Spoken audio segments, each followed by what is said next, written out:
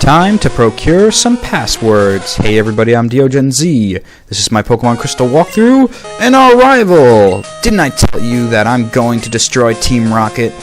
Tell me, who was the guy in the cape who used Dragon Pokemon? My Pokemon were no match at all. I don't care that I lost. I can beat him by getting stronger Pokemon. It's what he said that bothers me. He told me that I don't love and trust my Pokemon enough. I'm furious that I lost to a bleeding heart like him. Humph. I don't have the time for the likes of you. Oh, okay. And here I thought he was about to initiate a rival battle. Oh well, we have the Ultra Ball! That's ultra awesome. And now with the 2 preliminary passwords, we can go get more passwords to open up the generator room and shut them down. Shut them down, shut them down, shut them down, shut them down. See who gets that reference anyway. Years ago, he's been in hiding. Oh, talking about Giovanni. See, look at that. I was mentioning in the last episode how these guys are just a gaggle of grunts. They don't even have a real leader anymore. They're just desperately crying out to him over the radio. Giovanni, come back to us! We miss you so! And yes, this battle has to be sped up because it took a long while, and it's not that exciting. It just took a long time, really, because I was trying to prevent my Pichu here from dying. I don't know if I was I don't believe I was, actually. I think this was all for naught. And that's why it has to be sped up. So it's amusing to watch, because it's fun to see Pokemon bash each other in super speed. But once we make it into this room, we'll have the password set with that Pokemon that was up in the corner of the room. Not sure if you saw it, but it is. And we'll be set to go save all the Magikarp and Gyarados from the Lake of Rage. I guess it may be a little too late for the Gyarados, huh? Because they've already forcibly evolved. Isn't this going to have chaotic side effects, though? I mean, I don't think Team Rocket thought this through specifically to the fact that Gyarados are outrageous. You saw its Pokedex entry. It was the atrocious Pokemon. It goes around burning down towns wherever it chooses to rampage through.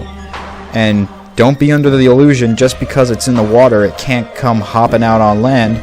Oh hell yeah, it can! It can hop out on land and it can come rummage through any town that it chooses. That's a frightening kind of prospect. And guess what? The first town in its path is Mahogany Town, which you bozos put your secret base in. Great job. I guess they thought, oh well, it's the city, the town of ninjas. Graceful bump into the desk there.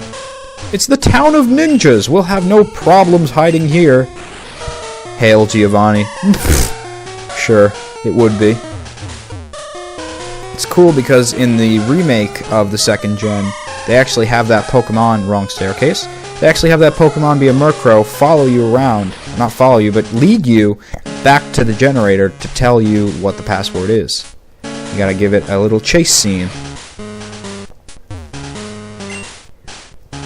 Full heal, but we can't carry anymore.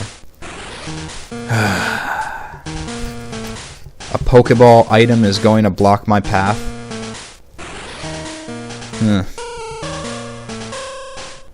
Jeez, what was I doing here? Itching my ass? Why am I still on this screen? Click A. A! Alright, well this is just annoying. Really? There must have been a disturbance like my cat walking on the keyboard at that time when I was recording that, because that was an awkward pause. And that's the fun of having to not co-commentate. What am I saying? Co-commentate my own Let's Plays. I'm the only host and I'm co-commentating, derp. No, but have to post-commentate on your Let's Plays afterwards. Because sometimes you do some shit in-game that you don't even know why you did. Oh well. The door's closed. Hail Giovanni. And just like that. Hold it right there. Aw, man. I was just gonna say, just like that, we've already beaten Team Rocket, but we can't have a brat like you on the loose. It's harmful to Team Rocket's pride, you see. However strong you may be, you can't take both of us at the same time. Sorry, baby. Now get ready to be thrashed. It's cheap. Engaging me in a double battle before they were even programmed? You bastard! Spread the fun around. What? You had an accomplice? Where's your sense of honor? As the interim boss in this place, Giovanni, I'll show you why it's wrong to meddle with Team Rocket. And still, being smashed with a Dragonite, no bones have been shattered. Incredible.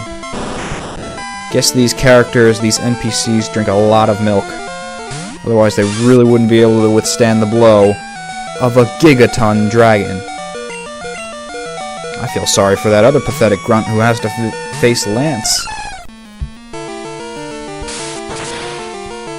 Now, yes, I know it's going to be super effective, but I want to seed him. That's what Skiploom does the best.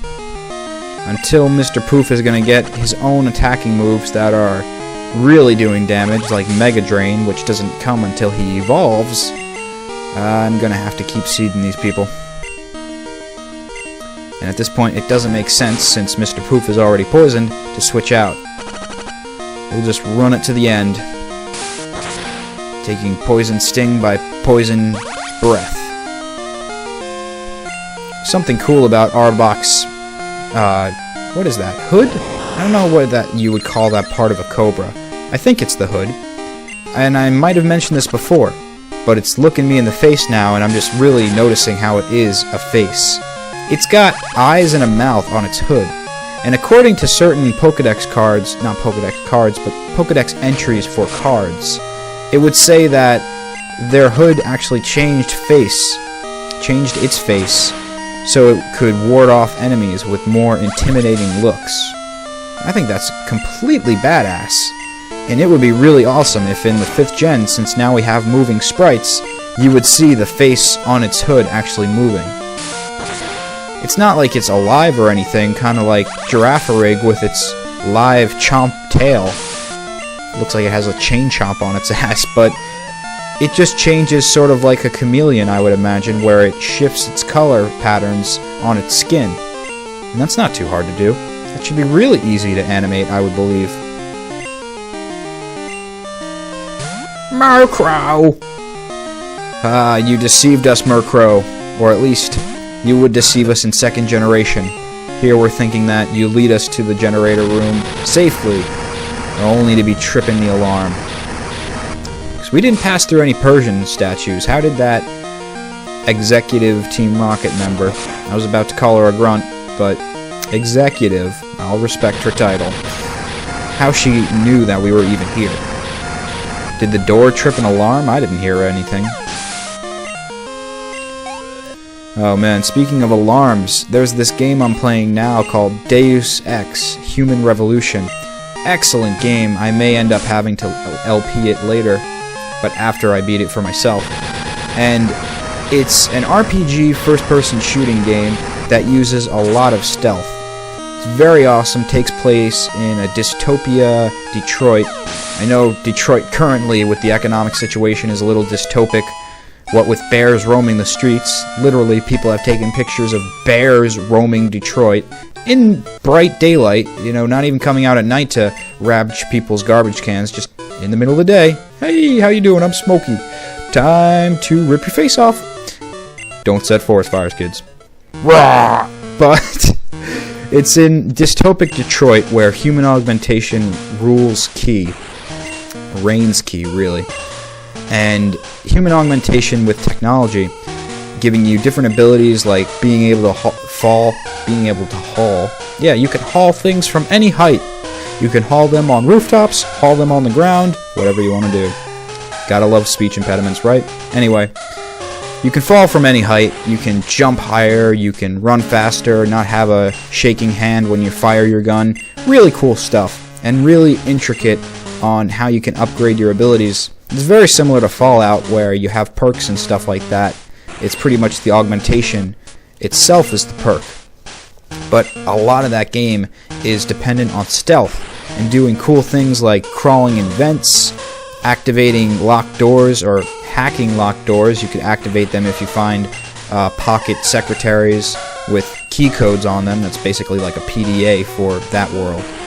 And sometimes if you don't hack things in time, it alerts the guards or whatever enemy is around that you're trying to hack their system.